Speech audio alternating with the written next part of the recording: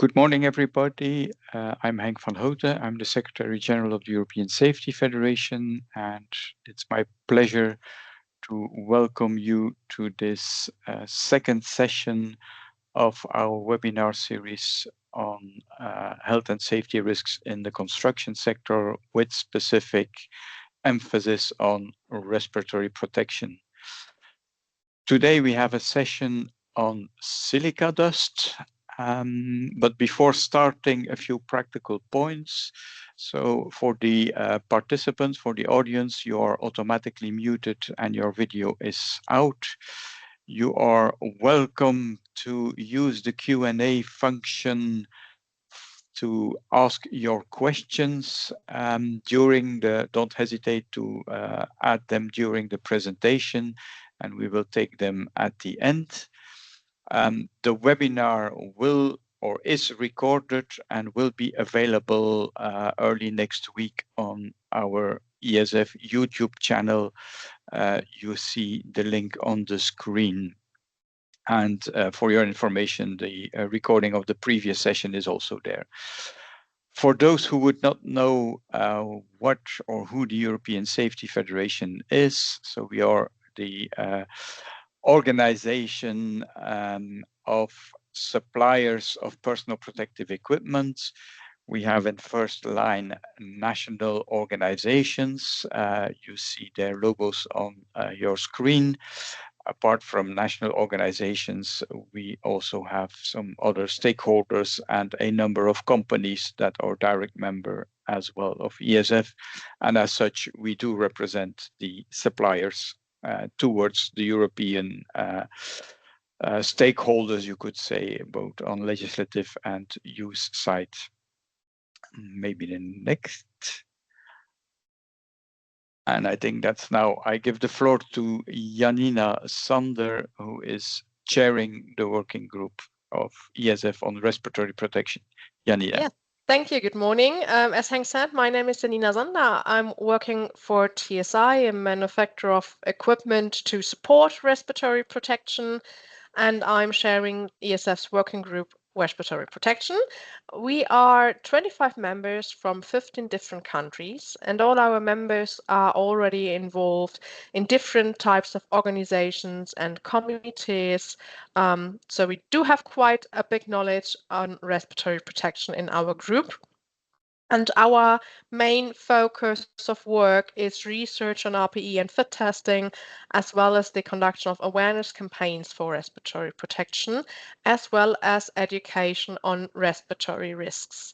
And as one of part of this education, we figured out that the construction sector is a sector where we do see in our all-day life a lot of underestimated respiratory risks maybe in the real practical world, and therefore we decided to conduct a whole series on health and safety risks in the construction sector. We started in January with a general overview you can find on the YouTube channel, and today we are moving to the first specific substance, silica. And for that, we invited our speaker today, which is Florence Lumen. Welcome, Florence. She is co-sharing the NEPSI, the European Network on Silica, and will talk for us about silica and preventing, of course, the risks presented by respirable crystalline silica, and tell us a little bit more about the NEPSI Agreement Initiative.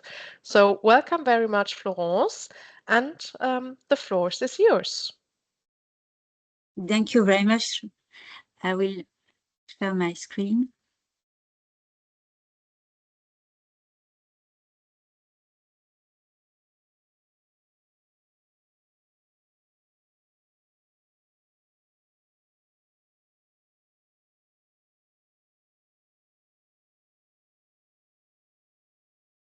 Perfect. We can see your screen, so you're Excellent. Welcome to start. So I'm Florence Lumen. I'm Director for Health and Safety at IMA Europe, which is the Industrial Minerals Association, and I am chairing the NEPSI Council. NEPSI stands for European Network on Silica, and it gathers the signatories of a social dialogue agreement on worker protection for crystalline silica. I will share my screen differently because honestly, I don't see anything.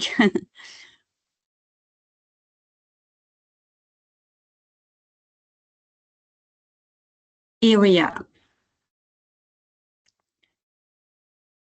First, about the crystalline silica.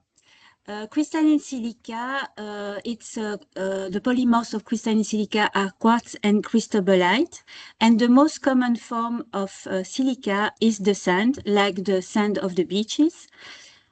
Crystalline silica makes 12% of the Earth's crust, so it is present in almost all the minerals that we extract from the soil. And these minerals are themselves essential components of products of everyday life, like glass, ceramics, paints, plastic, construction products. The inhalation of respirable crystalline silica entails some health effect. Indeed, the fine fraction of crystalline silica, the respirable dust fraction, can enter the deep lung by inhalation and cause inflammation, and then silicosis, and also it can induce lung cancer.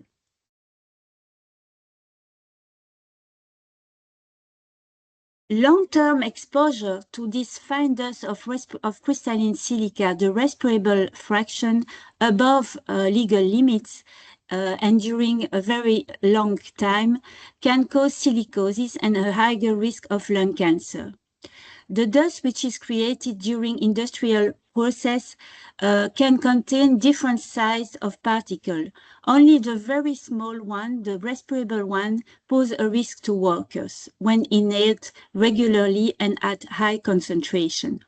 On this diagram, you can see, for example, the illustration of the size of a salt table, and in comparison, you see the respirable fraction, which is under 10 micron. So it's simply invisible for the human eye. That makes it even more crucial to prevent it. The application where crystalline silica is used is in many products.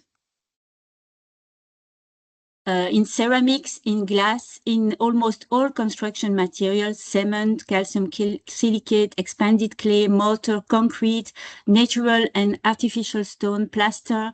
It is used as a casting agent in foundry. It is, of course, present in all extractive industries. These industries are all signatories of the NEPSI agreement.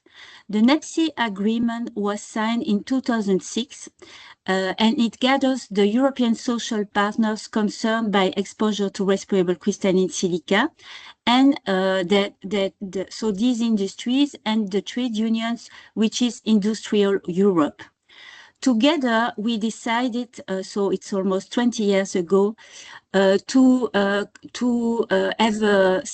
the objective to reduce the exposure of the workers to respirable crystalline silica by gathering and disseminating good practices for the prevention of the dust. The activities in the NEPSI sectors where you have exposure to RCS are, for example, cleaning, transport, bagging, loading activities, packaging, crushing, milling, drying, casting, mixing, all activities which create freshly fractured dust.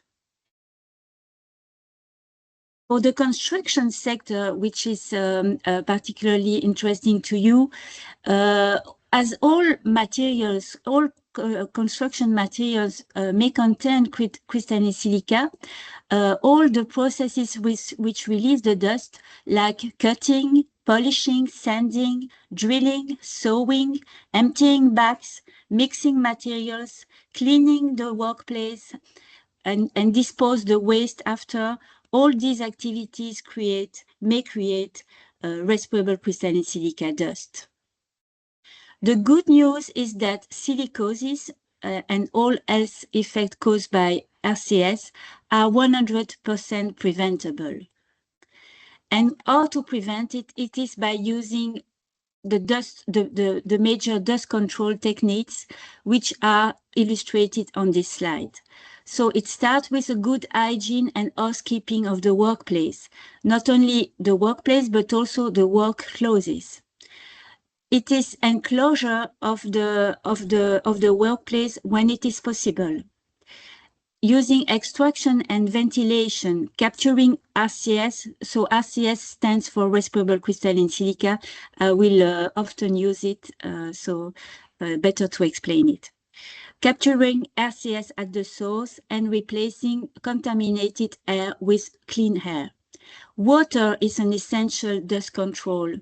Having humid surfaces and capturing the dust with the water. And finally, protective equipment with which you are very familiar with. Using the respiratory protective equipment, the face mask, which is very important.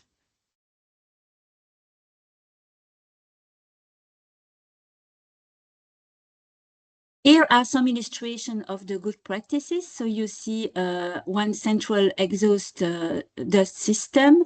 You see surfaces which are kept humid to avoid the dust generation. You see example of good practices how to spray and avoid the dust generation. Here are some good practices regarding, for example, the work clothes to really avoid bringing dust to home. It is absolutely essential to clean the clothes with an industrial cleaning. We have also some companies who have air showers, which are very effective. It's absolutely advisable not to use compressed air to put the dust away, because in fact it creates even more dust. Here are some good practices which are particularly relevant for you. It is about the good use of the mask. So having a tight fitting, be careful with facial hair, choose the right size, making face fitting tests, using mask with ventilation when you have an exposure of more than 1 hour with extremely dusty task. We have in the good practice guide that I will present to you a task sheet about the respiratory protective equipment. But I take the advantage of this webinar today to highlight that we are really interesting to have to benefit from your expertise in the field, and maybe we can cooperate to have even better good practices for the respiratory protective equipment, notably for the face fitting test. We don't have a good practice yet, so I invite you to take contact and to collaborate on that. So I come now to the NEPSI Good Practice Guide. So thanks to the NEPSI agreement, we have compiled this Good Practice Guide. It is available from our website, which you can see, nepsi.eu, and there is a special page with the Good Practice Guides. Here you can see illustration of the first part of the guide, which is the essentials about crystalline silica, theoretical aspects. So we explain in detail what is silica, what are the activities involving the use of crystalline silica containing materials, a chapter about the health effects caused by respirable crystalline silica. You have the second part of the guide, which are the task guidance sheets. So we have more than 70 different sheets, which explain what companies have to do for a series of tasks. It provides information on the good design of the workplaces. And for the employees, there is a checklist of what they must ensure before starting a task where RCS is involved. The task sheets are all translated in all EU languages and the good practice guide as well. In fact, the full NEPSI website is translated in all 25, I think, EU languages because we benefit from funds from the European Commission. So it's really usable by everybody. Here are examples of task sheets. So we have general task sheets, such as the one concerning the personal protective equipment, but we have also, for example, cleaning activities in this category. Then we have many specific task sheets. I have chosen as illustration the ones which are relevant for you. So we have, for example, a specific task sheet for the respiratory protective equipment for the slab industry, for the artificial stones manufacturers. And we have a task sheet on management, for example, how to do a good dust monitoring. We also have on the NEPSI website tools particularly for small enterprises. We have a simplified guide, good practice guide for small enterprises. So, for example, you see there a summary of the health hazard caused by RCS. It is a condensed version of the good practice guide. We also have 8 posters summarizing main aspects of RCS prevention, such as ventilation, wet processes, the enclosure of dusty processes, personal protective equipment, general rules for housekeeping, dust exposure monitoring, how to keep your lungs clean. So you see an example there about good ventilation, and it exists also in all languages, and it can be printed and put in the workplaces. We have developed many training tools for the workers. First, it's a very standard training through PowerPoint presentation, but we have also e-learning app. So I will briefly present this to you. You can find this training material on this chapter of the NEPSI website. So everything I present to you is in the section Good Practice Guide and Tools, and you can see that you have a tab called Training Packs. We have 13 training packs in PowerPoint in all languages. And these training packs can be simply downloaded and personalized by the different companies. So I think it's very interesting for training done at regular periodicity in the companies. So we have a training pack on an introduction to what is respirable crystalline silica, what are the basic good practices. We have a training especially for back emptying, cutting, grinding, sanding, enclosed system, enclosure of processes, general ventilation, maintenance, personal protective equipment, packaging, wet processes, cleaning and hygiene, and dust monitoring. So, for example, this is the first page of the good practice training for wet processes, and this is the introduction slide. As you can see, there is always a section where the trainer can add contextual material or specificities of the companies.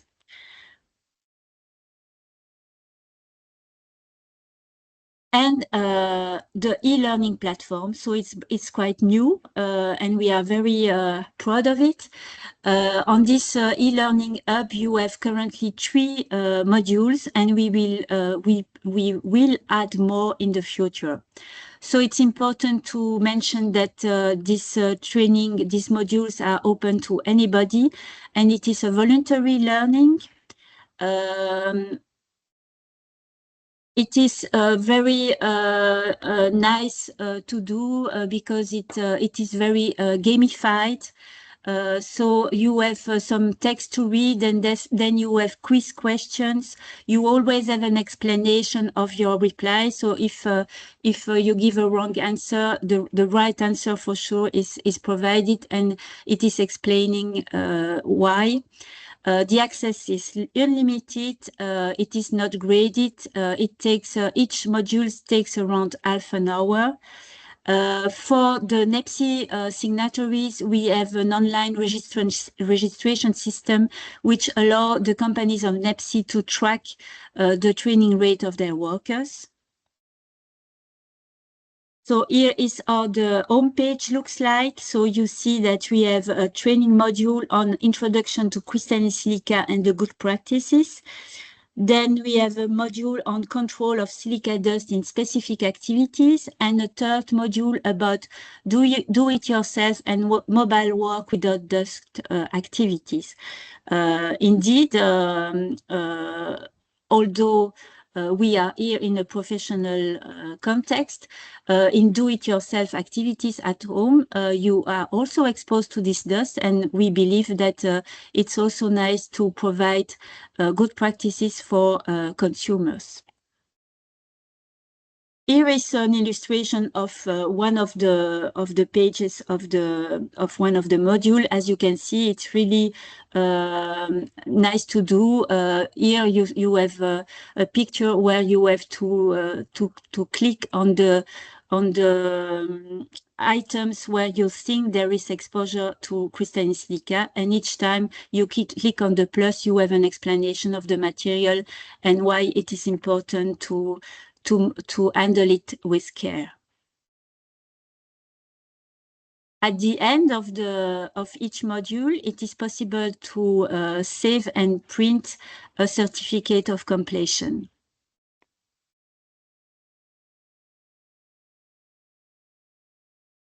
So I have summarized to you all the NEPSI materials, so the good practice guides, the toolkit for small companies, the training and e-learning, the training packs in PowerPoint. I wish to insist that all these materials are available in all languages. It was a tremendous work, and I think it must be used. So we try to disseminate this as much as possible because it's free and open for use by anybody. I would like after this webinar that you look at it, that you download them and explore them.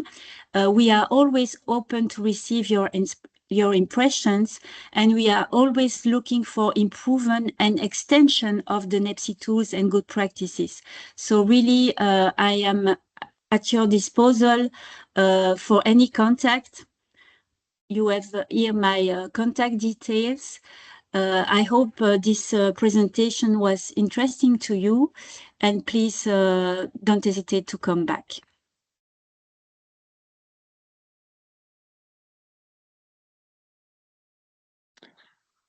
Yes, thank you very much, Florence. Very interesting presentation. So thank you very much for the insight. And we do have now some time for questions from the audience. So please feel free to use the Q&A to type in your questions. And I don't see any questions at the moment, but let's give people some time. But what I certainly want to confirm to Florence is that we are certainly open, and I hope I can only also speak on behalf of the working group respiratory protection to have a look at the material and assist where possible to improve, as you mentioned, for instance, on the face fit testing. There is some work that we can do. We're happy to do that and help to indeed increase the use of face fit testing and the improvement of use of PPE, because it is a very critical, and as you explained very well, actually it's everywhere. It's whatever we do in construction or even at home and do it yourself, you're confronted with silica dust. Yes, yes. So it is an important one. Okay. I do have one question for you, Florence, in between. So you presented the different steps of what can be, how prevention can look like. But when we try to make it as easy as possible, what would be the most favorite or impactful prevention? So if I could only do one thing, what is the thing I should do to prevent silicosis and other health risks by silica? I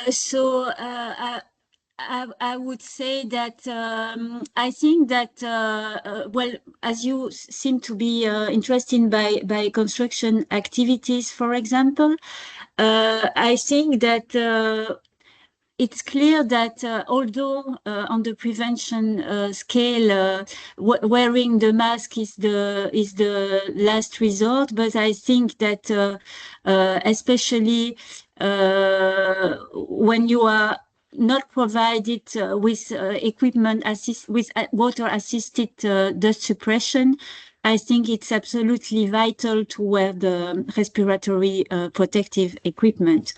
But of course, having a clean, having a good housekeeping policy, not letting the dust on the floor, using water as much as possible. I think it's a good advice. Of course, it's not possible in all workplaces, but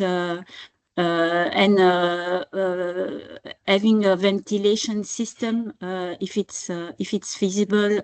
I mean, when you work outside, it's of course easier, but if you are inside, ventilate the workplace as much as possible.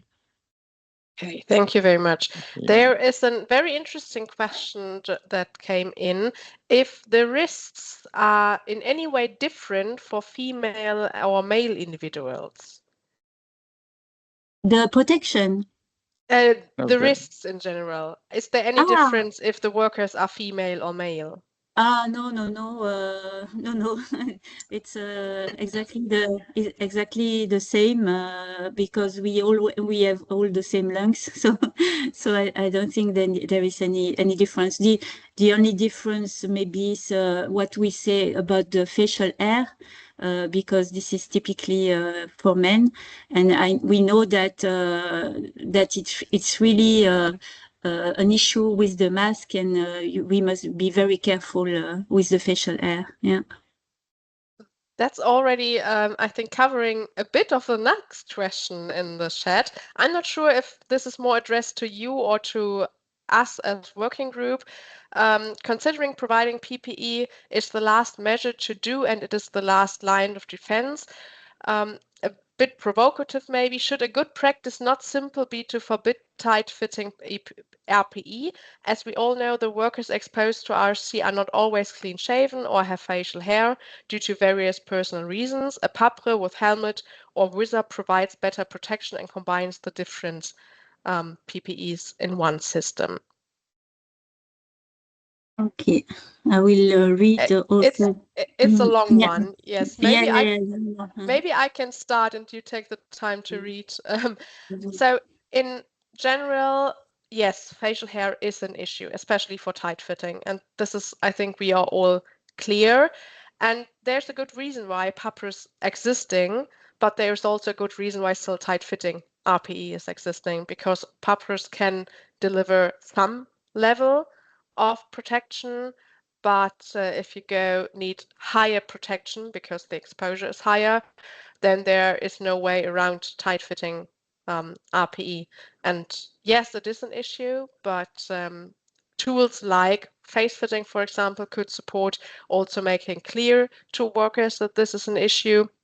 And as you quite said in the comment, yes, it is the last line of defense. And why? Because it is the last line, we need to make sure that the people get there the best protection possible. And a pupper can help with lower exposures, but in higher exposures, we need to make sure that the tight fitting mask is really sitting tight fitting on the people's face. That would be my comment from the working group side. But Florence, maybe you have to add something. No, I would not dare to, because you are really the specialist. But yes, I know that there is a debate about the RPA and the issue of facial hair. It's often mentioned in the seminars we organize. Yes, as mentioned, I think we could have a nice cooperation on these facts, and we could learn from your expertise. I think that's definitely a job for the future. And one last question. I see we already a minute over time, but I think it's a good question. It says, thank you for the presentation, Florence. Which European member states do you think has the best measures and legislation in place for prevention silica related risks? Well, that's although we are making seminars it's nice because indeed we are making information seminars across Europe in a current project. So we have visited 8 member states so far. It's not my role to judge the legislation. But for sure, there is a common legislation for crystalline silica, because I have not touched the legislative aspect in my presentation, but the processes generating the crystalline silica dust are in the carcinogens and mutagens directive, so the European directive. And therefore, each member state has implemented this European directive. So not crystalline silica as such, but the work processes which generated it are carcinogenic in every member state, and every member state has an occupational exposure limit. So it creates a kind of coherence in the legislation across Europe. The difference will be in the enforcement of this legislation, and this clearly differs from one member state to another. Okay, yeah, thank you very much. And I thought it is the last question, but I think this is an important one. As the PPE operator, can I share these materials with my clients for their internal training needs?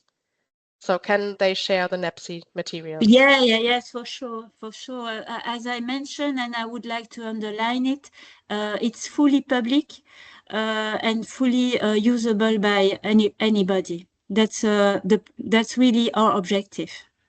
That's perfect. Then thank you very much. If there are any more questions coming up later, you're welcome to reach out to ourselves, to Hank, to me, or to Florence. You included your email address as well.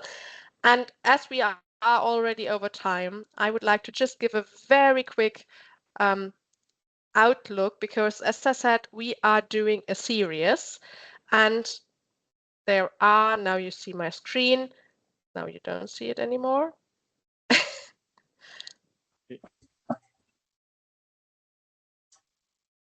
Hank, are you putting it so that the people can see? I thought we were doing the same at the same time, and then it's okay.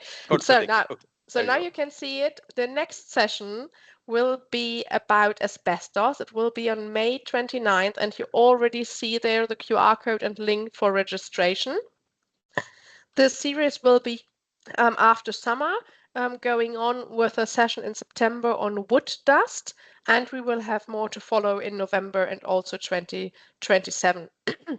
You will get this link details also afterwards with the recording. So if you are not fast enough in scanning, that's fine. You will get it either way. So with that, I think we can only say thank you very much, Florence, for giving us this presentation today. And we definitely are working on updating good practice guides on RPE and maybe adding one on respiratory fist testing. So thank you very much. I will be happy. Yeah, thank you. Thank you to you. Thank you all. And with that, we can close the webinar for today and hope to see you again in 2 months' time for the session on asbestos.